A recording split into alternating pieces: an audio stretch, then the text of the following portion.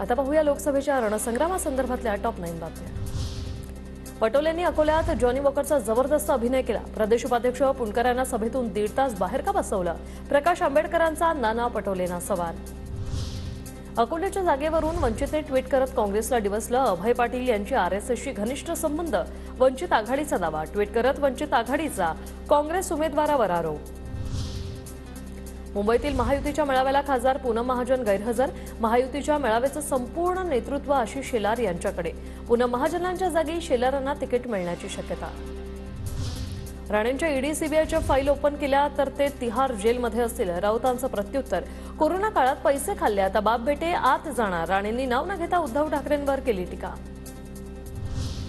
संजय राऊतांनी मुंगेरी लाल की हसीन सपने पाहू नये। नितेश राणेंचं राऊतांना प्रत्युत्तर।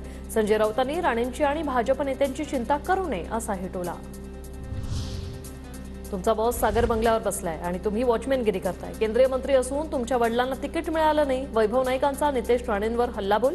वडिलांना तिकीट मिळावं म्हणून प्रयत्न करा, खोचक सल्ला। नारायण राणेंची उद्या राजापूर आणि जयगडमध्ये सभा। भाजपात नारायण राणे तर शिंदे गटात किरण सामंतांच्या नावाची चर्चा। रत्नागिरी सिंधुदुर्गचा उमेदवार अद्याप जाहीर नाही।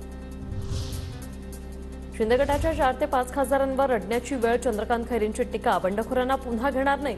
ठाकरेंकडून आधीच स्पष्ट खैरेंचं वक्तव्य। आमदार उदयसिंह राजपूत यांनी घेतली खैरेंची भेट। मुख्यमंत्री शिंदेंच्या मुलाचं तिकीट फायनल नाही। विनायक राऊतांकडून श्रीकांत शिंदेंच्या उमेदवारीबाबत वक्तव्य।